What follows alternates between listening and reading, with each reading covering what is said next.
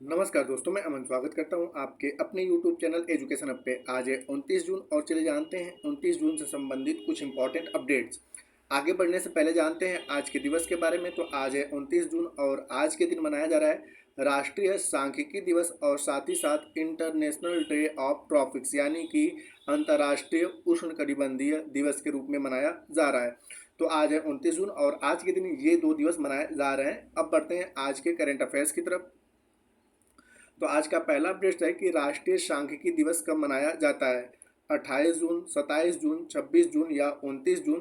तो जैसा कि आपने पता है कि प्रत्येक वर्ष जो है 28 जून को जो है वह राष्ट्रीय बीमा जागरूकता दिवस के रूप में मनाया जाता है। 27 जून को जो है वह अंतर्राष्ट्रीय MSME यानी कि मिनिमम स्मॉल माइक्रो इंटरप्राइजेज दिवस के रूप में मनाया जाता है। 26 जून को जो है अंतर्राष्ट्रीय नशा निषेध दिवस के रूप में मनाया जाता है और प्रत्येक वर्ष 29 जून को जो है राष्ट्रीय सांख्यिकी दिवस के रूप में मनाया जाता है। तो सही आंसर होता है डी। अब यहाँ पे इसके बारे में जानते हैं कि आज ही के दिन यानी कि 29 जून साल 1893 को भारत के सांख्यिकी के जनक कहे जाने वाले पीसी महालनोबिस का जन्म हुआ था और उन्हीं के जन्म के उपलक्ष्य में प्रत्येक वर्ष 29 जून को जो है वह राष्ट्रीय सांख्यिकी दिवस के रूप में मनाया जाता है। अब यहाँ पे अगर बात करें कि इस साल का जो राष्ट्रीय सांख्यिकी दिवस है इसका थीम क्या रखा गया है, तो इसका थीम है निर्णय लेने के लिए डेटा का उपयोग। निर्णय लेने के लिए डेटा का उपयोग। अगर आपसे पूछा जाए कि विश्व सांख्यिकी दिवस कब मनाया जाता है, तो प्रत्येक वर्ष 20 अक्टूबर को विश्व सांख्यिकी दिवस के रूप में मनाया जाता है।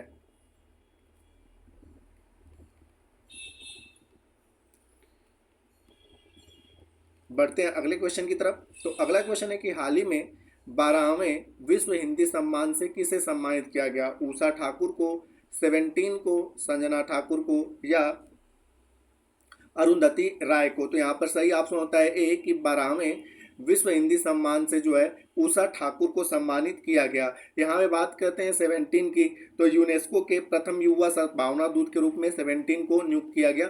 तो इन्हें यूनेस्को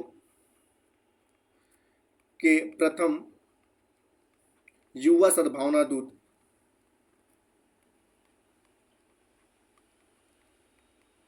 के रूप में 17 को नियुक्त किया गया है। संजना ठाकुर की अगर बात किया जाए तो इनकी कृति है ऐश्वर्या राय। ऐश्वर्या राय इनकी कृति है और इनकी इस कृति के लिए साल 2024 का राष्ट्रमंडल लघु कथा पुरस्कार मिला है। राष्ट्रमंडल लघु कथा पुरस्कार।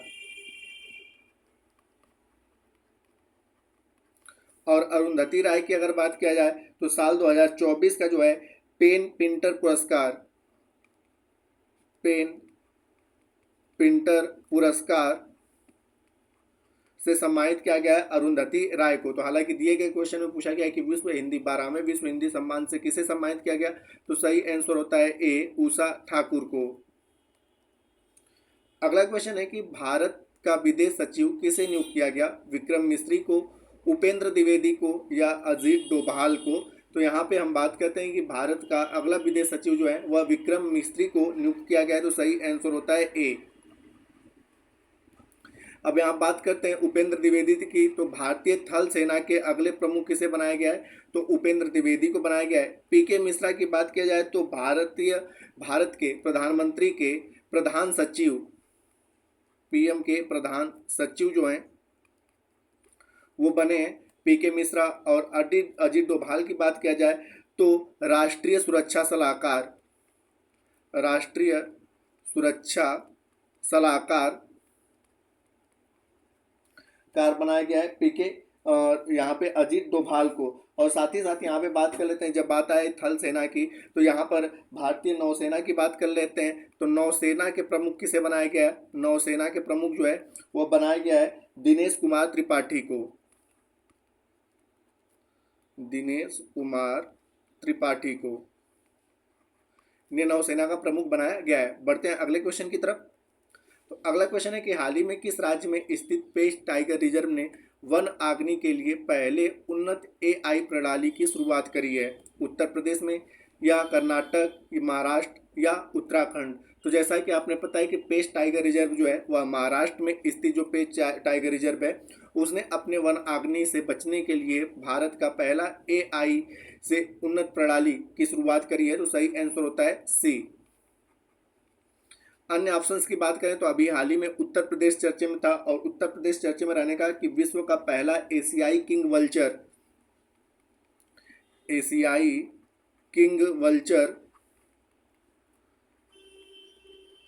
प्रजनन केंद्र स्थापित करेगा। और कहाँ पे स्थापित करेगा? तो महाराजगंज में।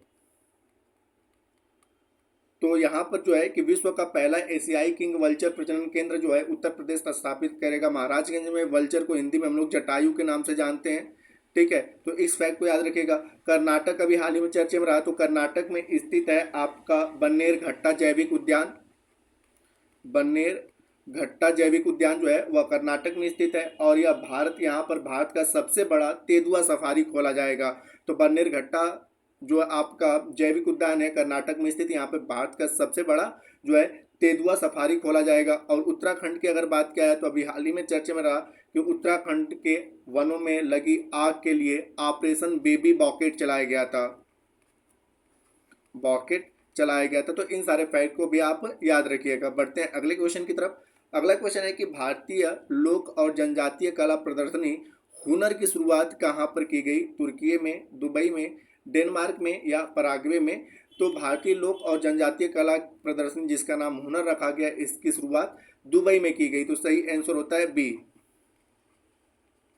यहाँ बात करते हैं तुर्की की, तो अभी हाल ही में तुर्की चर्चे में रहा। तो यहाँ पर फाइनेंशियल एक्शन टास्क फोर्स एक आता है जो विश्व में, ठीक है, जो वर्ल्ड बैंक या आईएमएफ से पैसा मिलता है उससे किस प्रकार से लोग खर्च कर रहे हैं उसकी निगरानी के लिए फाइनेंशियल एक्शन टास्क फोर्स का गठन किया गया था साल 1989 में। तो एफएटीएफ की ग्रे लिस्ट से, ठीक है, तुर्की को क्या कर दिया गया है? बाहर कर दिया गया है, जिसके कारण, ठीक है, यह चर्चे में रहा। और एफएटीएफ की जैसे मैंने बताया स्थापना साल 1989 में हुई थी। इसके हेडक्वार्टर की अगर बात किया है तो इसका हेडक्वार्टर जो है वह फ्रांस के पेरिस में है। डेनमार्क भी अभी हाल ही में चर्चे में रहा कि विश्व का पहला ऐसा देश बन गया है जो गैसीय पशुओं पर उत्सर्जन कर लगाएगा, जैसे कि गाय पर, ठीक है। तो गाय पर उसने 100 यूरो लगाया है पर महीने, ठीक है। तो गाय से जो गैसों का उत्सर्जन होगा, इस प्रकार से गैसीय पशुओं से जो गैसों का उत्सर्जन होगा उसके ऊपर, ठीक है, टैक्स लगाने वाला पहला विश्व का देश बना है डेनमार्क, ठीक है। और पराग्वे की बात किया जाए तो कल ही वाले करंट अफेयर्स में मैंने आपको बताया था कि अंतर्राष्ट्रीय सौर गठबंधन का 100वां सदस्य देश कौन बना है? पराग्वे बना है। तो दोस्तों ये थे आज के करंट अफेयर्स के अपडेट। अब जानते हैं कुछ वन लाइनर के बारे में। तो यहाँ पर अभी हाल ही में mind space sustainability linked bond जारी करने वाला भारत का पहला जो है कंपनी बना हुआ है रियल एस्टेट इन्वेस्टमेंट ट्रस्ट, ठीक है। तो पहला ट्रस्ट कौन बना है आपका? तो रियल एस्टेट इन्वेस्टमेंट ट्रस्ट बना है जो कि माइंड स्पेस सस्टेनेबिलिटी लिंक को बांड को जारी करेगा। अभी हाल ही में आरपीएफ के महानिदेशक है मनोज यादव, और इन्होंने संज्ञान ऐप को लॉन्च किया है। और इसका उद्देश्य क्या है? तो पुराने कानून और नए कानून पर गहन जानकारी लोगों को प्रदान करने के लिए यहाँ पर संज्ञान ऐप को लॉन्च किया गया है। और अभी हाल ही में भारतीय महिला क्रिकेट टीम का दक्षिण अफ्रीका से, ठीक है, मैच हो रहा था, और उसमें भारत की खिलाड़ी हैं शेफाली वर्मा, जिनके द्वारा महज 197 गेंदों में 205 रन बनाया गया। और इस प्रकार से यह सबसे तेज दोहरा शतक लगाने वाली विश्व की पहली महिला क्रिकेटर बन गई हैं। और अभी हाल ही में पाकिस्तान के द्वारा सैन्य अभ्यास शुरू किया गया जिसका नाम रखा गया अज़्म-ए-इश्तिहाक, ठीक है। तो अज़्म-ए-इश्तिहाक जो है पाकिस्तान के द्वारा शुरू किया गया एक सैन्य अभ्यास है। तो दोस्तों ये थे आज के कुछ ऑनलाइनर करंट अफेयर्स के अपडेट। अब जानते हैं पिछले सेशन में पूछे गए प्रश्न का उत्तर। तो पिछले सेशन में आपसे पूछा गया था कि हाल ही में अंतर्राष्ट्रीय सौर गठबंधन का 100वां पूर्ण सदस्य देश कौन बना है? तो यहाँ पे 100वां जो पूर्ण सदस्य देश बना है वह पराग्वे है। और अब जानते हैं आज के क्वेश्चन के बारे में। तो आज का क्वेश्चन है कि हाल ही में किस राज्य में स्थित पेश टाइगर रिजर्व ने वन आगने के लिए पहले उन्नत एआई प्रणाली की शुरुआत करी? उत्तर प्रदेश, कर्नाटक, महाराष्ट्र या उत्तराखंड? तो आप इसका आंसर हमें कमेंट बॉक्स में दे सकते हैं। आपके कमेंट का हमें इंतजार रहेगा। तो दोस्तों, वीडियो पसंद आए तो वीडियो को लाइक करें, कमेंट करें तथा अपने दोस्तों के साथ शेयर करें, और चैनल पर आए तो चैनल को सब्सक्राइब अवश्य करें। तथा इस पीडीएफ के लिए आप हमारे टेलीग्राम से जुड़ सकते हैं, जिसका लिंक वीडियो के डिस्क्रिप्शन में दिया हुआ है। तो वीडियो के अंत तक बने रहने के लिए धन्यवाद। मिलते हैं जल्दी नेक्स्ट वीडियो में।